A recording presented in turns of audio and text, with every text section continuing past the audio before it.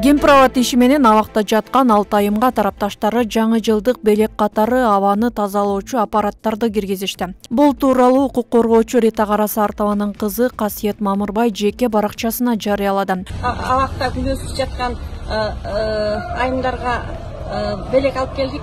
Бул Асижеке, сизге, Гүлнара Сүрабаева, Орозайым Нарматова, Рита Карасартова,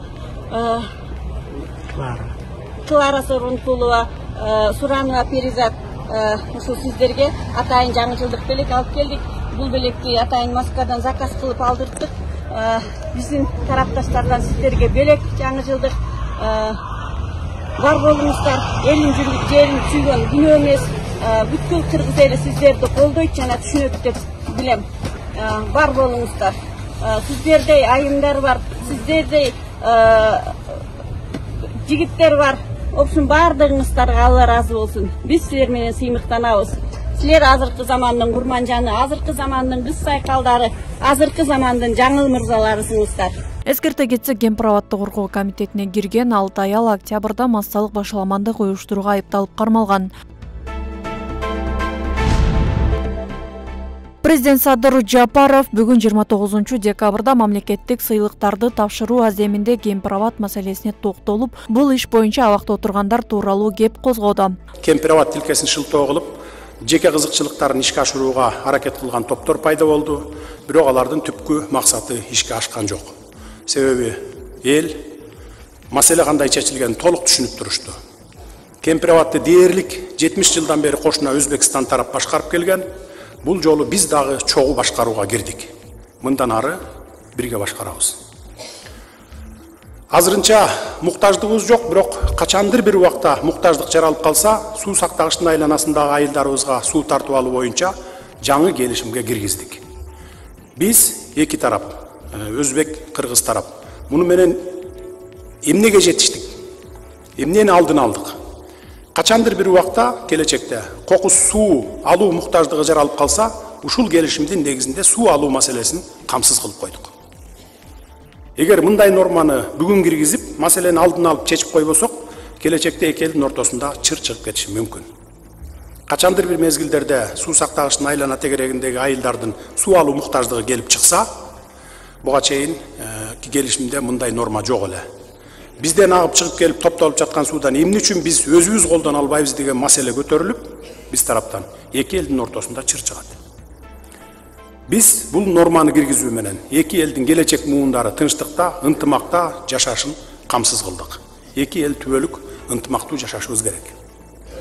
Ал эми суунун астында жаткан жер биздики болуш керек деп чыр чыгарып жаткан өзгөндүк мекендештерге айтарым, мына араңыздарда өзгөндүк туугандар да отурат. Ооба, жер силердики. Бирок ал жер 1965 жылы эле алмашылып кеткенин да унутпаңыздар. Кошуналар ошол убакта эле суу басып жаткан жерлер үчүн өз жерлеринен берген бизге. Тарыхый документтер архивде турат. Бирок ошентсе дагы, эгер суу жок болуп, жерлер кургап кеткен заман келип калса, бирок ал заман жакынкы кылымдарда келбейт деп ойлойм. Эгер кокус эле келип калса, анда бошогон жердин ордуна башка жер берип алмашып алабыз. Андан эч камсынабыздар. Президент буга чейин 17 декабрда дагы Кабар маалымат агенттигине курган маегинде Гемпровод маселеси абакта жаткандар үчүн төңкөрүш кылып бийликти алмаштыруу аракетине тек гана шылтоо болгон деп эсептерин айткан. Бул билдирүүдөн кийин 12 адвокаттан турган топ өлкөнүн конституциясына ылайык президент адамдын жана жарандын укугунун гаранты экенин эске салышкан жана анын айткандарын сынга алышкан. Жогорку кеңеште Кыргызстандын баш мыйзамынын адам укуктарынын конституциялык мыйзамдардын сакталышы боюнча абалды изилдөө үчүн депутаттык комиссия түзүлдү. Комиссияга 7 депутат кирди. Алар Гүлия Кожокулова, Чыңгыз Ажыбаев, Айбек Осмонов, Динара Ашимова, Шайлообек Атазов, Жылдыз Талабек кызы жана Чыңгыз Айдарбеков. Десек иштейли, эмгиче төрагасы жок. Депутаттык комиссиялардын иши боюнча маселе бүгүн парламентте талаш жаратты. Парламенттин жыйынында депутат Нурбек Сыдыгалиев 6-чакырылыш түзгөн Датка Кемин түндүк-түштүк жолу боюнча депутаттык комиссияларды жоюуну сунуштады. Мунун аркасында 7-чакырылыш түзгөн депутаттык комиссиялар боюнча маселе жаралды. Депутат Балбак Төлөбаев депутаттык комиссия түзүүдө этият бололу. Комиссия түзүп алып иштей албасак тарап кетели деди. İştebese bул алтын боюнча комиссияны деле таратып ийбейли, уят болбойчу. İştesek işteyli, emgiçe төрагасы жок. Bir töraga men bolom деп, мына Исхак Саматович кетип калды. Андан кийин төрага шайлай албай койдук. Элдин баары күтүп атат. Мына мен 3-чү жолу айтып атам. Эгер bir чечим чыгара албасак, bir мунасага келбесек, бул алтын боюнча комиссияны деле ушул азыркы коллегабыздын немесине кошуп туруп эле жоюп салалычы. Чачырап эле тарап эле кетеличи. Буга төраган Нурлан Шакиев жооп берип, кеткиңер келсе мандатты тапшырып кете бергиле деди. Кетейли деген сөздөр айтыла берет да, ким кааласа тарай берсин.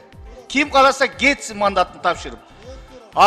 İşte turgan adamlar iştesin bul жерде. Тура, biz işteybiz деп келгенбиz, biz işteybiz Кудай буйруса, Куда кааласа. Ким кааласа элге жөн эле жакшы көрүнүп, популизм менен займаст этпей кете берсин. Эч ким кармабайт бул жерде. Депутаттардын көбү иш аткарбай эле комиссия түзө берүүгө каршы чыгышты. Жогорку кеңеш политический импотент болбош керек. Любой комиссия түзүп атканда качественный состав курамы логикалык финишине жете турганга даремети жетиш керек. Мунуга аталган 3 маселе тең резонансный. Бакиевдин мүлкү деп атат. Альтернативалык жолдон канча миллиард деген сомдор жейилди. Аз эмне жокко чыгып кетеби. Коомчулукка кандай жооп болот? Комиссия демек эчтеке кылбаптыр да. Кеп жаман айтканда эмес, мурунку комиссияларда результат каков? Жөн эле кыйкырып туруп. Мыйзам боюнча, регламент боюнча комиссия белгилүү бир мөөнөткө түзүлөт. Андан кийин либо узартылат, либо жокко чыгат, башынан түзүлөт. Ошон үчүн менин сунушум, аталган маселе резонансный. Просто так умолчать и свести к нулю не получится.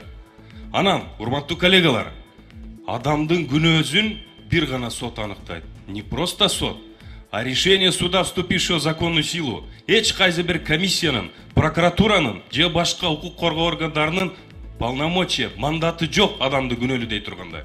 Ошон үчүн өтө этияттык мамиле кылайлы. Bir жылда түзүлгөн комиссиялардын бирөөсүнүн гана жыйынтыгын уктук.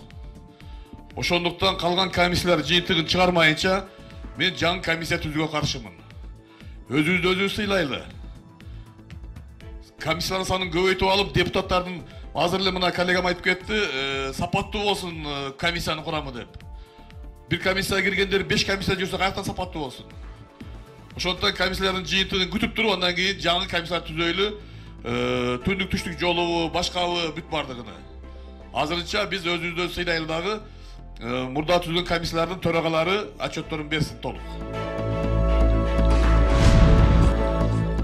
Президент Садыр Жапаров бир катар коомдук ишмерлерге маданият билим берүү тармагынын кызматкерлерине мамлекеттик сыйлыктарды тапшырды. Сыйлык тапшыруу аземи бүгүн 29-декабрда мамлекеттик Аларча резиденциясында өттү. Жапаров өзүнүн жарлыгы менен бир катар мамлекеттик кызматкерлерге да сыйлык тапшырган. Ага ылайык Жогорку кеңештин депутаты Надира Нарматова жана Камила Талиевага Кыргыз Республикасынын мамлекеттик кызматына эмгек сиңирген кызматкер деген ардактуу наам берилди. Президенттин жарлыгы менен финансы министри Алмаз Бакетаев Кыргыз Республикасынын эмгек сиңирген экономисти наамын алды. Мамлекеттик тил жана тил саясаты боюнча улуттук комиссиянын төрагасы Каныбек Осмоналиев илимге кошкон салымы үчүн сыйланды. Бишкекте айдоочу чет элдик жөө жүргүнчүнү сүзүп, муунтуп, андан соң УКМКнын имаратына алып барган. Коюп кеткен адам УКМКнын кызматкери экенин айтып, мас абалда болгон. Не надо. Он пьяный, Я могу надо. Не вставай. Он пьяный, смотрите. Бул тууралуу окуянын жабырлануучусу айтып берди. Айдоочу түшүп алгач менин бутума бир тепти. Ал киши мас болгон. Анын аялы келип рульга, ал эми күйөөсү жүргүнчү орундукка отурду. Алар мени арткы орундукка отургузуп тез жардам бөлүмүнө алып барабыз дешти. Жолдо баратып ал киши мени УКМКга алып барабыз деди. Мен жол чырактан эшикти ачып качайын дедим. Ошол маалда тиги киши жаныма олтуруп мени муунтуп баштады. УКМКга келдик, дарбазага эл чогулду. Бирок ал киши мени кармалган адам деп айтты. Акыры машинага отуруп ооруканага жөнөдүм. Дарыгерлер муунтулганымды тастыкташты. Азыр бутум сынык, деди жабырлануучу Евгений Романов. Чет элдик жөө жүргүнчүнү сүзүп кеткен айдоочунун кечирим сураган видеосу кийинчерээк социалдык тармактарга тарады. Я прошу прощения за вчерашний поступок, который совершил. С кем не бывает, я извиняюсь. Извините меня, пожалуйста, больше такое не повторится. Биздин көз карандысыз каналга катталып, ыкчам жана объективдүү маалыматтарды алыңыз. Арча медиа сөз эркиндигине катталыңыз.